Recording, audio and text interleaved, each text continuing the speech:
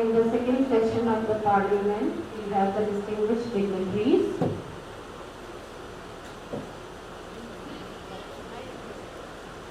I request Shri Vidishi Bhardwaj ji to take the chair of Speaker. Give a big hand.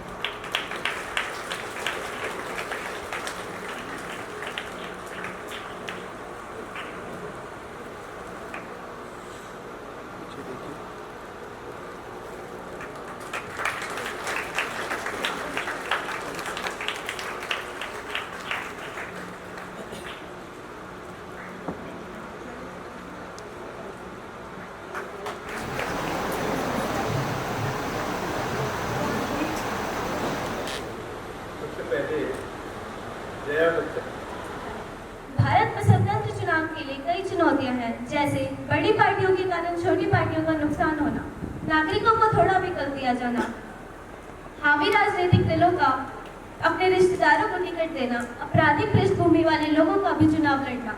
इस कारण से भारत में चुनाव प्रणाली में सुधार के लिए भी कई सुझाव दिए गए हैं, जिनमें शामिल है FPTP प्रणाली का PR प्रणाली में बदलना, महिलाओं की भागीदारी में कम से कम 33% की वृद्धि का विशेष प्रावधान, चुनाव लड़ने के लिए आपराधिक रिकॉर्ड वाले उम्मीदवारों को छोड़ना, चुनाव प्रचार में जाति और धार्मिक अपीलों पर रोक लगाना।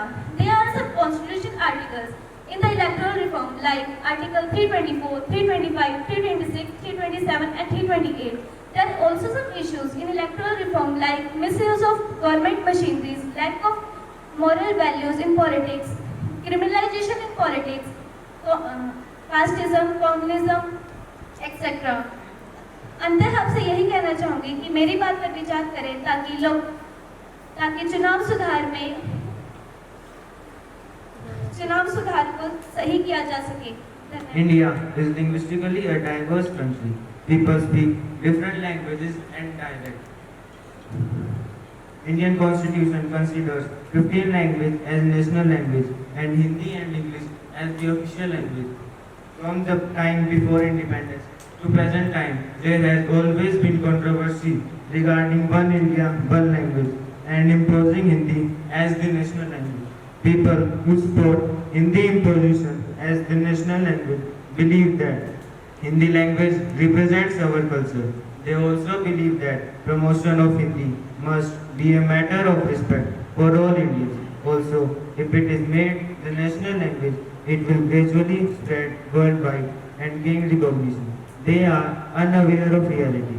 The reality is that majority of Indians don't know Hindi. मैं आज ह्यूमन डेवलपमेंट के बारे में बताना चाहूँगा और ये भी बताना चाहूँगा कि बीजेपी एयरपोर्ट्स, बैंकिंग सभी बेच डाले। ऐसा चलता रहेगा तो वो पूरे हिंदुस्तान को बेच देंगे। और मैं ये ऐड करना चाहूँगा कि ये संपत्ति उनकी नहीं है, ये 130 करोड़ लोगों की है जो इंडिया में रहते हैं। उन्होंने ये अपने श्रम परिश्रम के द्वारा कमाई है और ये नहीं बेच सकते, इन पे इनका कोई अधिकार नहीं है। और मैं और चीज कहना चाहूँगा, इन्होंने 2014 में 22 करोड़ सीट्स देने का वादा किया और अब तक सिर्फ 7 लाख सीट दी गई। बाकी की सीट्स कहाँ गई किसी को कुछ नहीं पता। और एक पॉवर्टी का मेन मुद्दा, एक शायरी का अगर बताना चाहूँगा, कुछ पार्टीज को कभी आते हैं याद गरीब, कुछ पार्टीज को तभी आते हैं याद गरीब जब इलेक्शन आते हैं करीब। और एक बात और, गरीबी से एक बात और आगे आती है, इलिटरेसी। अगर आप किसी भी गरीब के पास जाकर पूछोगे, आप पॉलिसीज जो ये बीजेपी ने पॉलिसीज बनाई है, आप उनका फायदा क्यों नहीं उठाते? वो सीधा कहेंगे कौन सी पॉलिसीज, कैसी पॉलिसीज, उन्हें यही नहीं पता कौन सी पॉलिसी कहाँ बनी, कब बनी। और इससे एक चीज और आती है आगे कि स्कूलिंग बिल्कुल खराब हो चुकी है।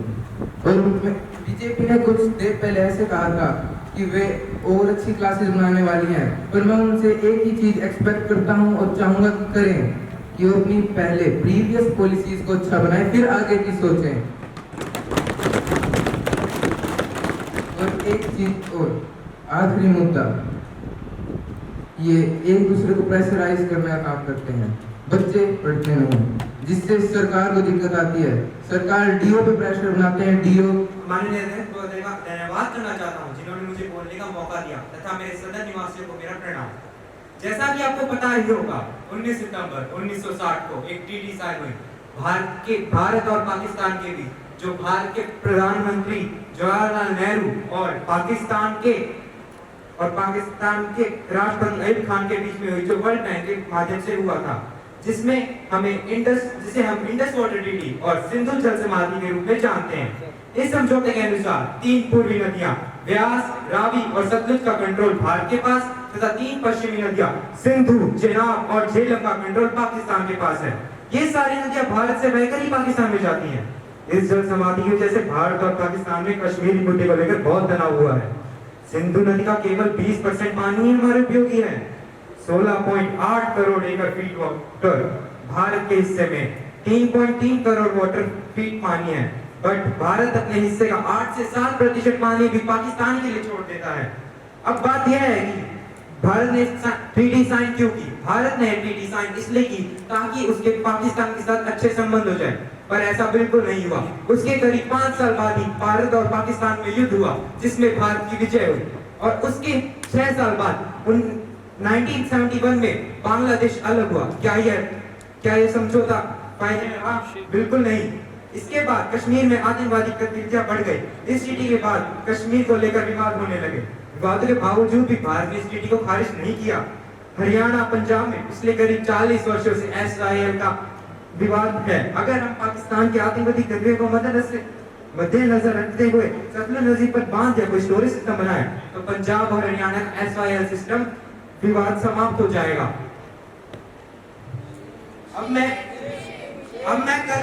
अब मैं करुणानिधि की बात पे आता हूँ। उन्होंने कहा कि बीजेपी न्याय में देरी कर रही है। क्या 370 आर्टिकल देरी थी? क्या 3 तलाक कानून देरी थी? और हिंदी लैंग्वेज, कौन कह रहा है कि हिंदी लैंग्वेज नहीं बननी चाहिए नेशनल? मैं ये पूछता हूँ, क्या भारत का राष्ट्रीय पक्षी मोर है? क्या हम सबने मोर पालना चालू कर दिया है? ये किसने कहा कि नेशनल लैंग्वेज बनने के बाद कि आपको सिर्फ हिंदी ही बोलनी है? किसने कहा? लोकतंत्र का मान रखते हैं, बट हम अपनी हिंदी को भी सम्मान देना चाहते हैं। अंत में बस यही कहना चाहूंगा कि पाकिस्तान के साथ शायद कोई भी रिश्ता हम सही नहीं बना सकते, और हम पता भी है कांग्रेस के सारे काम, क्योंकि जब SYL भी कांग्रेस की वजह से ही हो रहा है, और जो इंडस वाटर ट्रीटी है वो भी पंडित जवाहरलाल नेहरू ने साइन करी थी। क्या उन्हें नहीं पता है पाकिस्तान में कैसे है? पाकिस्तान के साथ कैसे, और कैसे भी होगा, क्योंकि जिन्ना भी तो इन्हीं का ही था। मैं बस यही कहना चाहता हूँ कि भारत अगर सतलुज नदी पर बांध या स्टोरेज सिस्टम बनाएगा, तो इसमें पाकिस्तान के साथ जो भी विवाद है वो भले ही बढ़े, बट भारत का भी विकास होगा। जो पंजाब में SYL मामला है, पंजाब वाले लोग इसलिए तो हरियाणा पर कर रहे हैं कि हम पानी नहीं देंगे। आपने अभी गाना भी सुना होगा SYL, जो भी मृतक संगीतकार सिद्धू मूसेवाला जी का है। उनकी बात सही है, उनको भी अपने राज्य के लिए प्रेम है, क्योंकि उन्हें पता है अगर हमारे हरियाणा में पानी आएगा तो पंजाब के लिए वो प्रॉब्लम बन जाएगी। बट अगर हम पाकिस्तान को पहले अपने देश का पानी पूरा करना चाहते हैं, हम इंडस वाटर ट्रीटी से अपने भारत की हरी भूमि को और हरा करना चाहते हैं। धन्यवाद। Eco-friendly savings on CO2 emissions shifting to electric mobility will help India to save nearly 1 gigaton of carbon dioxide emissions by 2030. Each electric car on the road helps in reducing the harmful air pollution for the younger generations to come. Accordingly, manufacturing and using electric vehicles is not a big hurdle. According to a report by NITI Aayog, India can save 64% of anticipated passenger road-based mobility-related energy demand and 37% of carbon emissions in 2030 by pursuing a shared electric and connected mobility future. With no tailpipe, pure electric vehicles produce no carbon dioxide emissions when driving. These help in reducing the harmful air pollution for the younger generations to come considerably. Put simply, electric vehicles give us cleaner streets and making our towns and cities a better place to be for pedestrians and cyclists. Electric cars are gradually becoming very popular in Indian market. The EV industry in India is still a nascent stage and we have limited options in the mass market electric car segment, but it is experiencing. Some important points of Congress I want to share with you. First, RTI, Right to Information. This bill was passed by Parliament of India on 15 June 2005 and came into force with effect from 12 October 2005. Every day on average, over 4,800 RTI applications are filled. This act gives Indian citizens the right to access information about any public authority or institution, including non-government organizations substantially funded by the government. Second one, RTE, Right to Education. The Constitution 86th Amendment Act 2002 inserted Article 21A in the Constitution to provide free and compulsory education of all children in the age group of 6 to 14 years. Third, MGNREGA, Mahatma Gandhi National Rural Employment Guarantee Act. It is an Indian labor law and social security measures that acts to guarantee the right to work. Thank you. But now I want to share a most important topic with you, that is pricing, rice pricing. And I want to ask Modi ji that when there is Congress in the running, BJP Congress oil price is ₹60 and BJP oil price is ₹110. And in fact, when Congress is in running, cylinder price is ₹430, and when BJP is running, cylinder price upon ₹1100. And now I want to ask you, जब BJP Congress ने इसके prices बढ़ाए थे, तब आप लोग cylinder पे बैठ के धरने में बैठ गए थे, और जब गांधी जी धरने में बैठे तो आजादी मिली, और जब कांग्रेस धरने में बैठी तो उन्हें जेल में क्यों भेजा गया?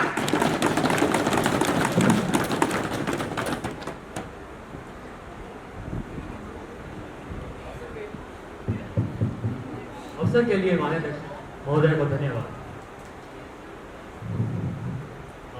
मैं श्री सोनिया गांधी जी को जवाब श्रीमती सोनिया गांधी जी को जवाब देते हुए कहना चाहूंगा कि लगता है कि वो वह भूल गई है कि पूरे विश्व ने कोरोना की महामारी का सामना करा है, और ऐसे में न केवल भारत पर पूरे विश्व में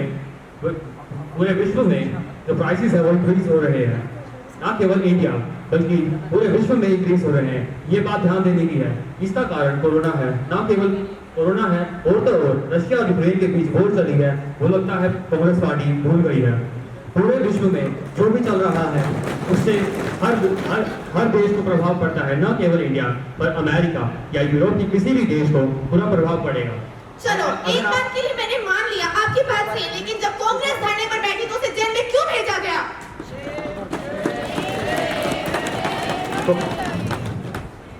कांग्रेस का धरने पे बैठने का जो इरादा था वो था कि जो सरकार है उसकी आलोचना करना, और फिर बिना किसी बेसलेस प्रेडिक्शन के वो सरकार का अपोज कर रही थी। और न केवल उन्होंने धरना किया, पर कांग्रेस के धरने के समय में काफी सारे अहिंसक विवाद भी हुए। आप कह रहे हैं कि हमेशा कांग्रेस बीजेपी का अपोज करती है, लेकिन जब missile man APJ Abdul Kalam को बनाया गया तब कांग्रेस ने कोई अपोजिशन में खड़ा नहीं किया, क्योंकि वो उनकी रिस्पेक्ट करती थी। सॉरी, क्या कहा आपने? आपने कहा कांग्रेस हमेशा बीजेपी का अपोज करती है, लेकिन जब missile man APJ Abdul Kalam को नॉमिनेट किया गया तब कांग्रेस ने अपोज में कोई भी खड़ा नहीं किया था प्रेसिडेंट बनने के लिए मिसाइल मैन। तो इसमें आपका सवाल क्या है? इसमें आपका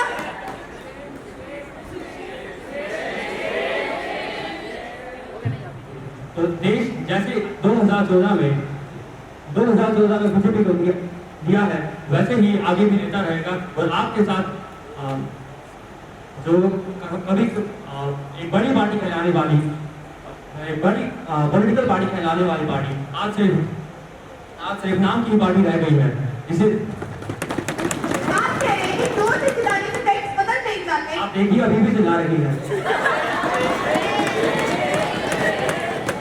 पहली बात तो ये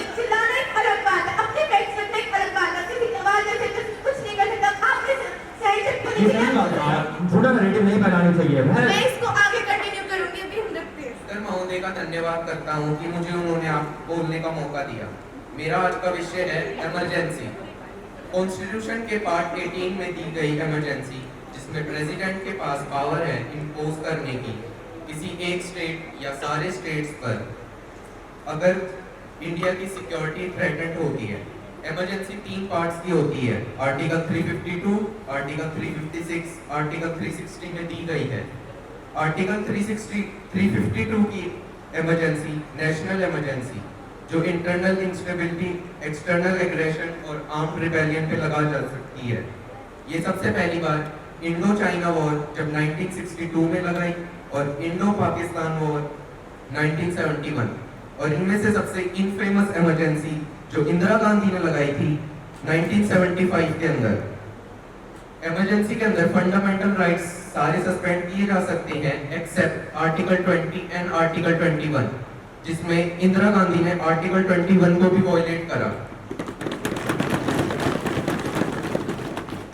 आर्टिकल 356, जिसे प्रेसिडेंट रूल भी कहा जाता है, वो कॉन्स्टिट्यूशन मशीनरी ब्रेक या स्टेट अगर सेंटर की डायरेक्शन फॉलो ना करे तब लगाई जाती है। ये पूरे भारत में 100 से ज्यादा अधिक बार लग चुकी है, जिसमें से अकेले 35 बार इंदिरा गांधी के शासन में लगी थी। आर्टिकल 360, जिसे फाइनेंशियल इमरजेंसी कहा जाता है, वो अगर इकोनॉमी को थ्रेट और अगर बैलेंस ऑफ पेमेंट क्राइसिस अगर इंडिया फेस करे तब लगाई जाती है। पर ये इंडिया के लिए बहुत गर्व की बात है कि ये इंडिया में कभी भी नहीं लगाई गई है। इसके लिए हम कह सकते हैं कि इंडिया एक स्टेबल इकोनॉमी है। अब सबसे बड़ा सवाल उठता है कि इंदिरा गांधी ने इमरजेंसी लगाई क्यों? इंदिरा गांधी ने इंटरनल डिस्टर्बेंसेस और उनके खिलाफ प्रोटेस्ट और राइट्स के खिलाफ लगाई थी। उनको इसलिए गुस्सा आया था क्योंकि जब राज नारायण ने, जो उनके अपोजिशन के लीडर थे, उन्होंने जब उनके खिलाफ केस दर्ज कर दिया था और उनके खिलाफ रिजल्ट आया था, जिसके लिए उनको 6 साल का बैन दे दिया गया था इलेक्शन लड़ने से। अब इमरजेंसी के कॉन्सिक्वेंसेस, इमरजेंसी में 1,11,000 आम नागरिकों को जेल में डाला गया। अनेक अपोजिशन लीडर जयप्रकाश नारायण, मोरारजी देसाई, अटल बिहारी वाजपेयी, लाल कृष्ण आडवाणी, और इनको भी अरेस्ट करा गया।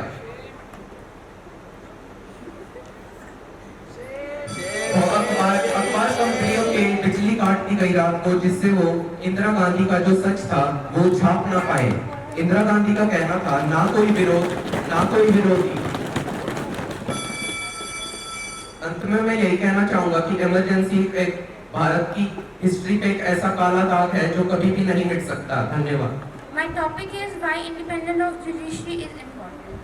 The independence of judiciary is one of the central elements of our Indian democracy system. It is a unique feature that separates India from all other countries.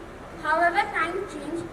Indian independence of judiciary has been challenged by the external or political influence, and this raised some doubts on the independence of judiciary and the principle of the separation of power. Hence, this article talks about some of the recent incidents where independence of judiciary has been challenged. In the case of S.P. Gupta v. Union of India, 1982, the judge should be fearless and should upholding the rule of power. It is a basic concept of independence of judiciary. My conclusion is that the work that the judicial system do is very important. Hence, the judiciary has been given the power of independence as mentioned in the Constitution. So first of all, I want to pinpoint that according to Bloomberg survey, there is 0% probability of India slipping into recession. I repeat my words, there is 0% probability of India slipping into recession. Let me put it more clear by proposing the Union Budget 2020-22-23.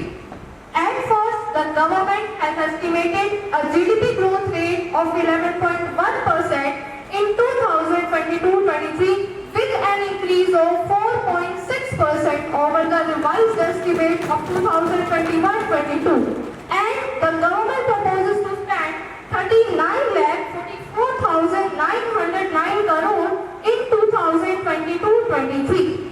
Now, talking about the income tax, then there is no significant changes in the income tax, while the custom duties on over 500 items have been changed. Under this project year, Ken-Betwa link will be implemented at an estimate cost of rupees 44,605 crore, and my 4 Liberty projects will be implemented.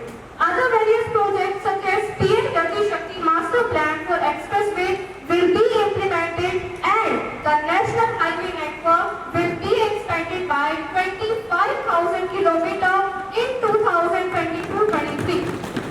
India is reaching new milestones in railways too, that is 400 new Vande Bharat trains will be developed and manufactured during the next 3 years, and further 100 cargo terminals for multimodal logistics will also be developed.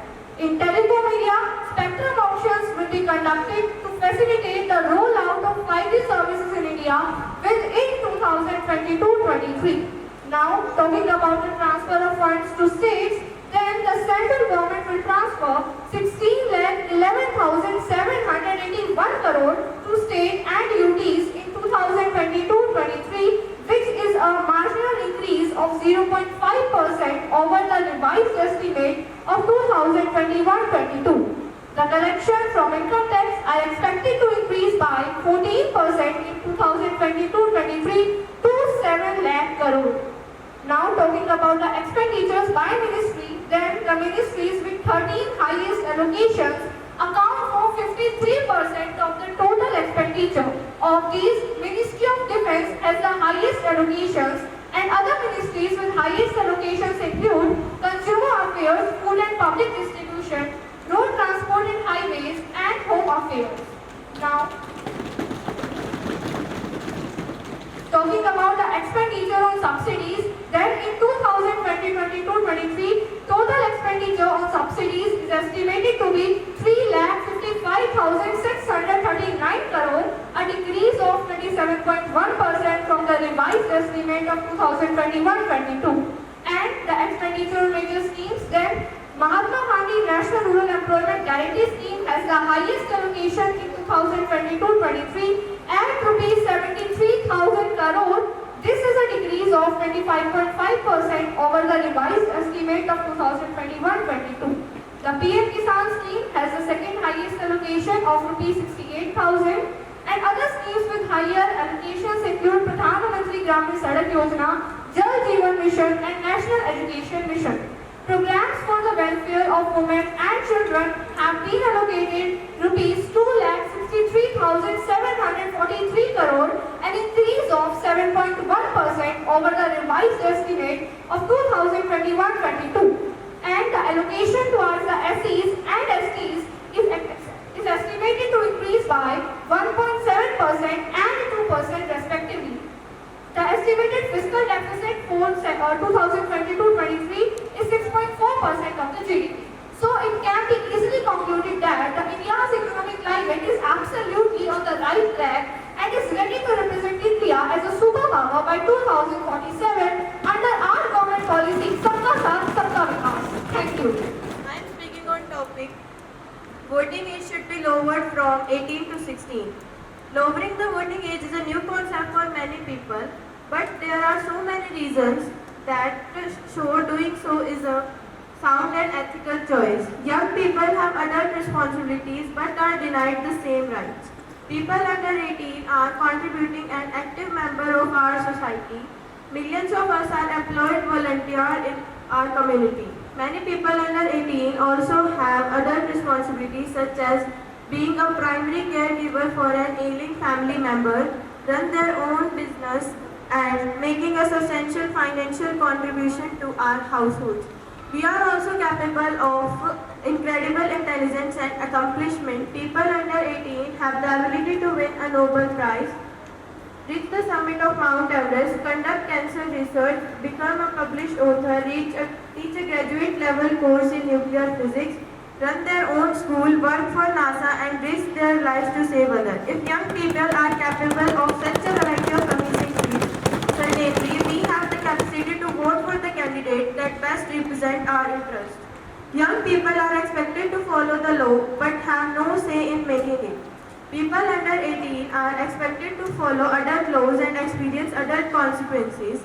In every state, it is possible for a case to be transferred out of juvenile court into adult criminal court, and in certain states, all crimes committed by 16 and 17-year-olds are automatically transferred.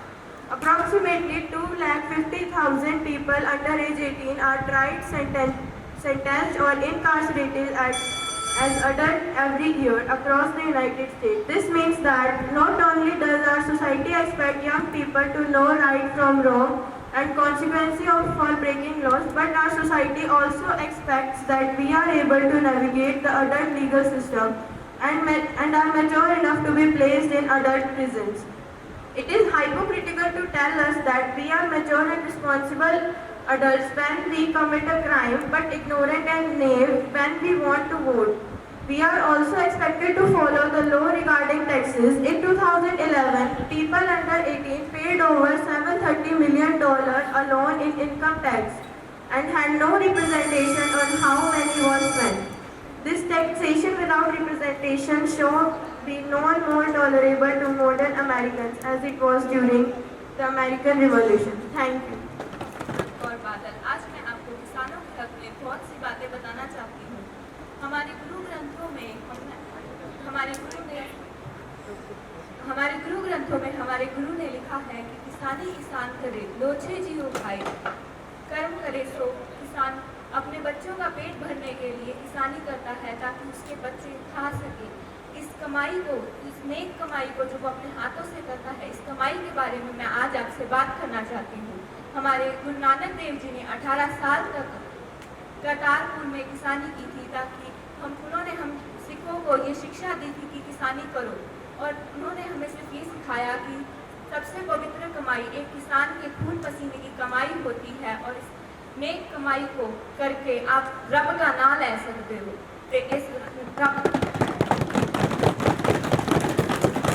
और इस पवित्र कमाई को करने वाले किसान आज इतने दिनों से दिल्ली के बॉर्डर पर बैठे हैं, जो वो मांग रहे हैं। इसका सरकार के आंख बंद है, मुंह बंद है और कान भी बंद है। इतने समय से जो वो मांग रख रहे हैं, इस सरकार का एक भी मेंबर उनको सपोर्ट नहीं कर रहा है। आज ठंड हो, बारिश हो, धूप हो, वहाँ पर औरतें, बच्चे, बूढ़े वहाँ इतने समय से बैठे हैं और वो कह रहे हैं, वो अपनी मांग रहे हैं, सरकार से सपोर्ट मांग रहे हैं। सर, जो उन्होंने प्रोटेस्ट स्टार्ट किया था 26 नवंबर को, कॉन्स्टिट्यूशन डे के दिन उन्होंने अपना प्रोटेस्ट स्टार्ट किया था, एक पीसफुल प्रोटेस्ट, जो उनका डेमोक्रेटिक राइट है। उस पीसफुल प्रोटेस्ट को किस तरह से गोलीबारी से, अश्रु गैस से, किस तरह से उन निहत्थे किसानों को ट्रीट किया गया था, आज पूरे देश और दुनिया ने उसे देखा है। आज पूरे देश और दुनिया की संवेदना है उनके साथ। नाउ प्रोटेस्ट क्या था? आज जब पूरे देश और दुनिया में सब किसान के साथ जुड़े हुए हैं, सब किसान के साथ जुड़े हुए हैं, चाहे वो डॉक्टर हो, टीचर हो, चाहे वो जो कोई भी हो, सब किसान का सपोर्ट कर रहे हैं। लेकिन जिस सरकार से वो अपना सपोर्ट मांग रहे हैं, सरकार का एक भी मेंबर उनका सपोर्ट नहीं कर रहा है। सर, आज इस प्रोटेस्ट में 100 किसानों ने अपनी जान दी थी। सर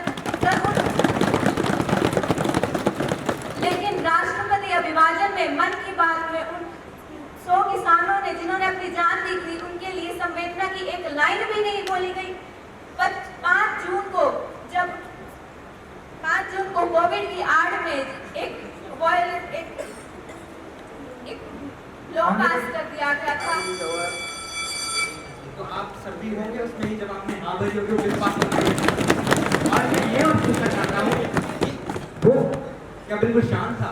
मैंने सुना वहाँ पे तो बहुत आतंकवादी, वो वहाँ पे बहुत ही ज्यादा बढ़िया चीज हो रही थी, वहाँ पे रेप हुआ है, आपको पता ही होगा। वहाँ पे ट्रैक्टर से पुलिस वालों को कुचला जा रहा था, वो बहुत ही शांत था।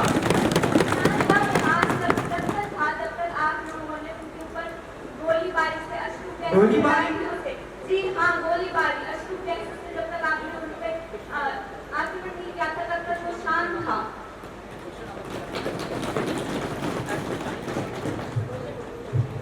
अब मैं आपसे पूछूंगा कि कौन कहते हैं जिन्होंने आतंकवाद किया था वो किसान थे, वो भाजपा किसान थी जिन्होंने उनके साथ आतंकवाद भेज दिए ताकि किसान आंदोलन को धीमा किया जा सके।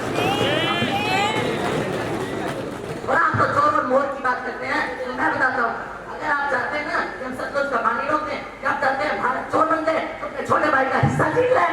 छोटा भाई, वाह, बहुत बढ़िया बात है। जो पीठ में छुरा भोगता है वो छोटा भाई होता है। वाह, कुछ माहौल के हमें बात याद आ रही है, पता नहीं क्यों बार बार क्यों भी कश्मीर मेरा याद आ जाता है कि मेरा कश्मीर वहां पर क्या कर रहा है। मुझे तो देख कर भी शर्म आती है कि आप उसी भारत के नागरिक हो, तो विश्व गुरु है। विश्व गुरु का तो काम होता है सबको माफ करना, क्या माफी हमारे कुदरत में नहीं है? माफी कब तक दी जाती है? मैं ये पूछता हूँ, 1960, 1965, 1971 कब तक? कितने युद्ध है, कितने सैनिकों का? तो क्या आप चाहते हैं भारत अपना दिल छोटा करने, विश्व स्तर पर अपना नाम गिरा दे? बोलिए। पाकिस्तान पे पानी नहीं संभाला जा रहा है, आपको पता हो तो वहाँ पे अभी बाढ़ आ रखी है। 5 मिनट के बाद बहुत ज्यादा हो गया, हमें रोकना पड़ेगा ना थोड़ा। अपने छोटे भाई का ध्यान रखना है हमें। अगर आपको इतने ही छोटे भाई का ध्यान है तो अब तक वो छुरा कहाँ गया?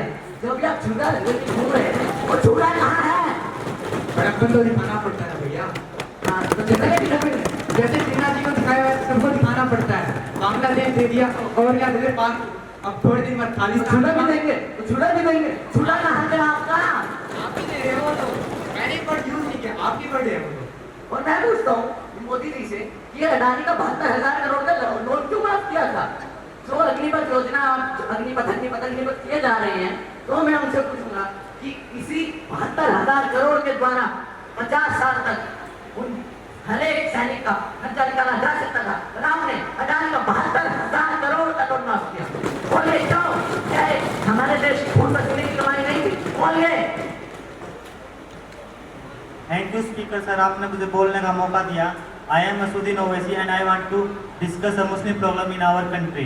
Item: it has an attack on the constitution and this was a French element in this French element by terrorist, not by French element. Madam, let me start by this cabinet. I am the only intolerant politician in India in this house. The rest are paragon of work to beacon of free speech and a proof of justice. What you have seen over here is that there are two political parties center. One cause Muslim and Dalit as puppies and dogs. The other cause assist the wages. The Dalit, the other cause assist the wages. The Delhi big concern over here is that why that after 75 years of independence, the Muslim cannot find or rent house in any anti-minority city. In any select the judges for the Supreme Court. It contains one Chief Justice of India and 4 senior most judges of Supreme Court.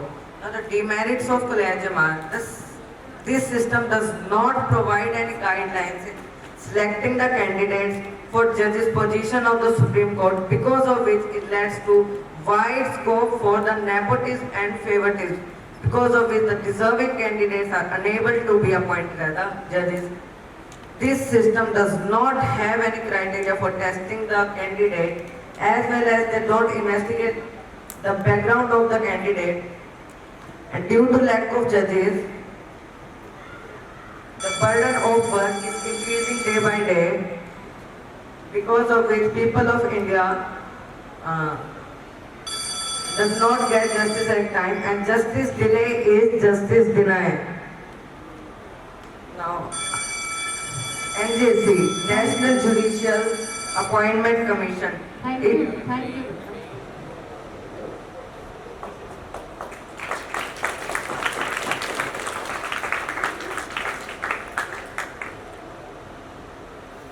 So, if you look at the long list of diplomats, officials and ministers from across the globe rushing towards the New Delhi in recent times, India's role as an emerging global superpower is quite easy to answer.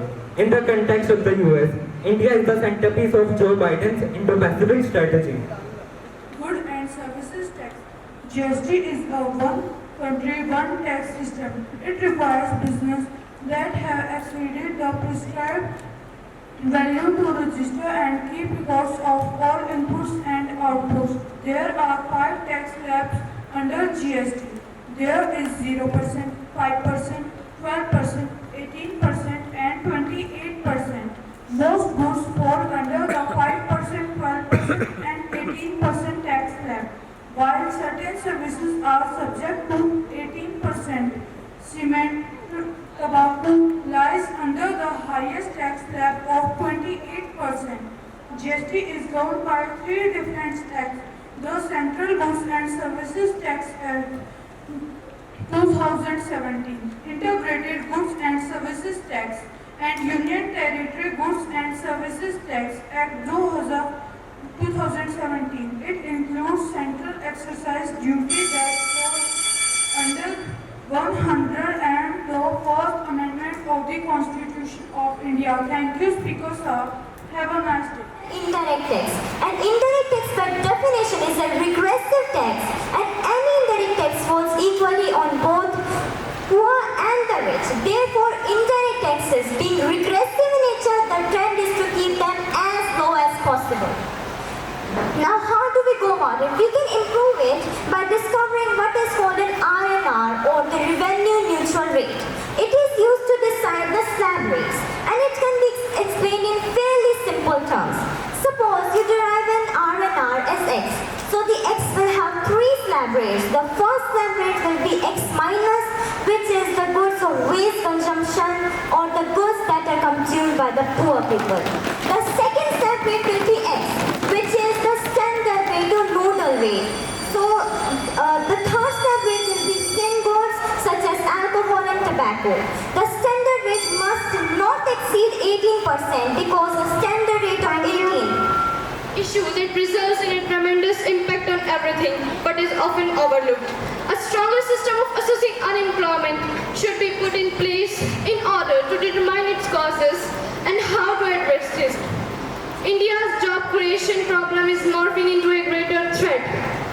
According to data from private research from Center of Monitoring India Economic Private Limited, India's unemployment crisis, more than 45 crore of Indians are not even looking for a job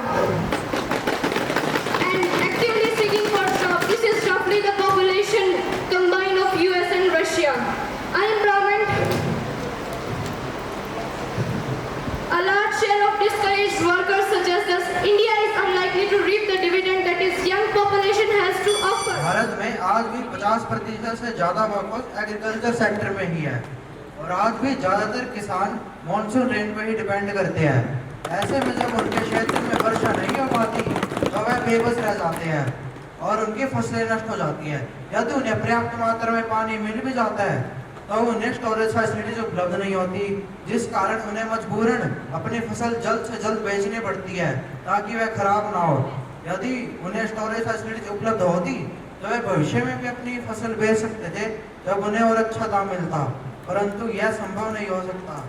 Bharat में farmer suicide cases दिन ब दिन बढ़ते जा रहे हैं। 2014 से 2021 के बीच में 78,303 फार्मर सुसाइड केसेस नए आए हैं। इनमें से 35,122 तो फार्म लेबरर्स थे। यह सब मोदी सरकार द्वारा की गई लापरवाही की वजह से है। इन सब फार्मर सुसाइड केसेस का मुख्य कारण होता है डेब्ट ट्रैप। जो किसान अनपढ़ होते हैं वे इन प्रकार के डेब्ट ट्रैपों में आसानी से फंसते हैं। इसलिए सरकार को कुछ ऐसी स्कीमें लानी चाहिए जो किसानों को लोन वगैरह के बारे में अच्छे से जानकारी दे और ये स्कीम किसानों तक पहुंचे, यह भी देखा जाए। मोदी सरकार की तो पुरानी ही आदत है, स्कीमें बना के रख देते हैं, वे ढंग से इम्प्लीमेंट होती है तो देखते ही नहीं। बाढ़ और सूखा सुनते ही मन में एक नेगेटिव पॉइंट आता है, क्योंकि दोनों ही समस्या होती है। बाढ़ एक प्रकार की प्राकृतिक आपदा है जो तेज वर्षा आने के कारण नदियां अपना आपा खो देती है और जो पानी होता है वह घर और खालिस्तान स्कूल में भर जाता है, जिसके कारण हमें बहुत समस्या होती है। बाढ़ कुछ घंटों तक और कुछ दिनों के लिए ही होती है, पर कुछ में ही हमारा बहुत कुछ ले जाती है।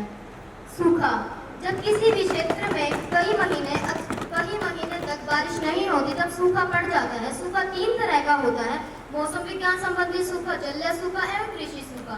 मौसम संबंधी विज्ञान सूखा में जब हमें पानी इतना चाहिए होता है और हमें पानी इतना भी नहीं मिल रहा होता है तो हमारी फसलों में भी नुकसान आ जाता है। जलीय सूखा, यह सूखा उस समय पड़ता है जब सतही जल में पानी की कमी हो जाती है और नहर, नदी, तालाब सूख जाते हैं। तो मैं यहाँ मौजूद सभी जन से यही कहूँगी कि वह कृपया करके मेरी बात सुने और अधिक से अधिक पौधे लगाए एवं पानी बचाए।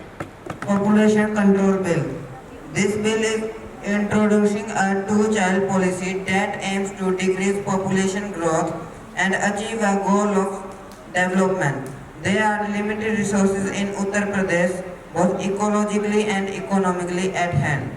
Such needs of human life such as affordable food, shelter, safe drinking water, good quality education, electricity consumption, etc. are needed to be equally distributed among the citizens. For equal distribution of this stuff, these resources should be accessible. For accessibility of these resources, we should stop increasing population growth. If there is more population and fewer resources, it is impossible to equally distribute the stuff among people. Less production and more consumption will become a problem for the state to survive. Applying this bill, one can get the benefits given by the government more effectively. Benefits: wide changes in gender inequality, clean sanitation will be available, clean water and foodstuffs among people will be available, better implication of quality education, good health and well-being will be provided. Thank you.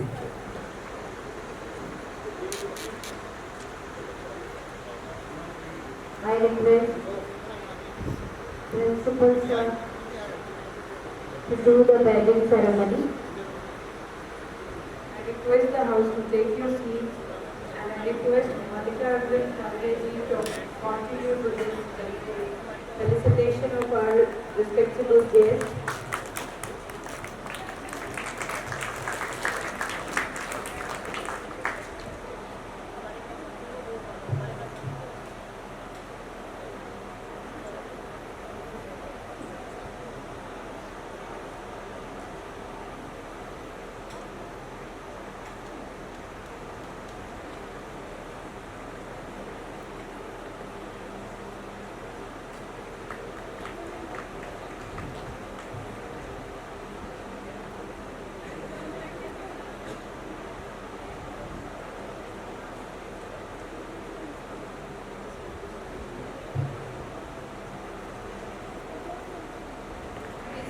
Between the harsh realities of poverty and the physical conservative neoliberal framework.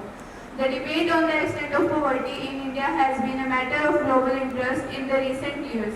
The primary reason for the global interest in the debate is that the levels of poverty in India and China have come to exert significant influence over the trend in world poverty itself. Within India too, there has been growing concentration around poverty estimate, particularly in period of economic reforms. First, there are resident disagreements among economists on whether the rate of poverty decline after economic reforms was slower than decline after economic reforms was slower than in the preceding period. Secondly, the shift to targeted rather than universal welfare schemes has witnessed the use of poverty estimated to decide on the number of households. Thank you. आज मैं आपके समक्ष triple तलाक के विरोध में बोलना चाहूंगी। महोदय, तलाक एक दुखद प्रक्रिया है जिससे परिणाम है औरतों को ताकत सताता है और ऐसे में कुछ पंक्तियों में अपनी बात कहना चाहूंगी। क्यों बनाते हैं हम ऐसे रिश्ते? क्यों बनाते हैं हम ऐसे रिश्ते जो पल दो पल में टूट जाते हैं? वादा तो करते हैं काम में साथ निभाने का, वादा तो करते हैं काम में साथ निभाने का, लेकिन हल्की सी आंधी में बिखर जाते हैं। महोदय, भगवान का किसी भी परिवार को तलाक के दौर से गुजरना पड़े, अगर वो परिवार मुस्लिम परिवार है तो पक्का तलाक बिदअत ही हुआ होगा। बिदअत का मतलब है इनोवेशन, जो कि कुरान में मौजूद नहीं है। महोदय, मेरा मानना है कि तलाक जिस रफ्तार से दिया जाता है उसी रफ्तार से शुरू होने की जरूरत थी और 22 अगस्त 2019 में रोका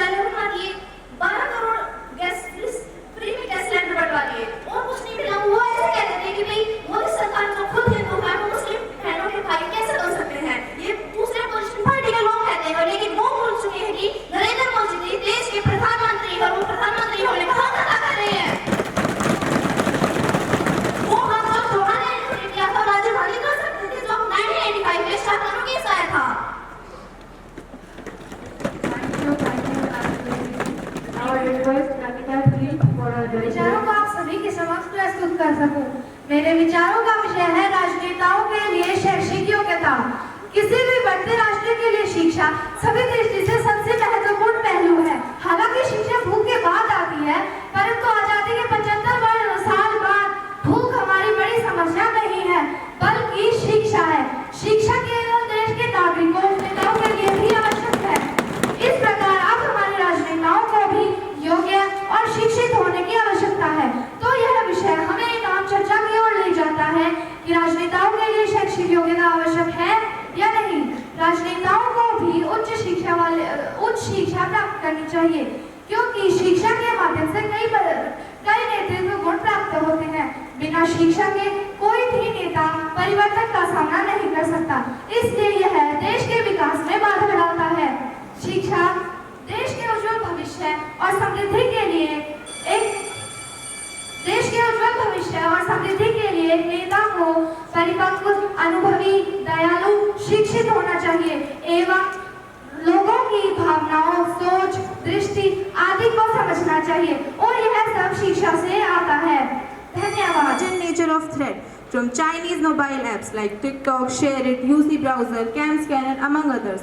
The move was partly seen as a counter move amid the tense border standoff between India and China that led to 20 Indian Army being killed on June 15.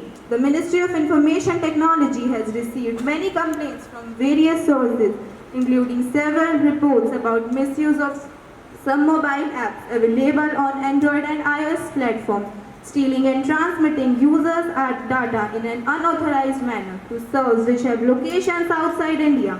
The government said in a statement, the completions of these data is mining and profiling by elements hostile to national security and defense of India. India is not the first one to raise its concern about its privacy and security. The US National Security Advisor, Robert O'Brien, said that all Chinese companies functions as arms for the Communist Party of China, further to its ideological and geopolitical agendas. The ban on Chinese mobile apps may be constructed as low-hanging fruits and relatively soft targets, but it is at the same time the decision that makes the point without leading to a revenue loss for India. I will conclude. The local issues by the local bodies of a specific area. In its present form and structure, Panchayati Raj Institute has completed its 26 years of existence. There are also many advantages of Panchayati Raj Institute, such as this innovation has empowered a large number of village community. Large number of women are shouldered responsibilities with grace, completeness, bringing enormous courage, enthusiasm, and creativity. It helps as there are some basic requirements of the village people like food, education, medical facilities, etc. These are fulfilled by the Panchayati Raj Institute. It helps the people as they are getting a chance to learn about the constitution and laws of a country and getting an opportunity to enter the field of politics. Because of this, people are knowing about their rights and indirectly getting saved by the discrimination. It has also relieved a huge burden from the central and state government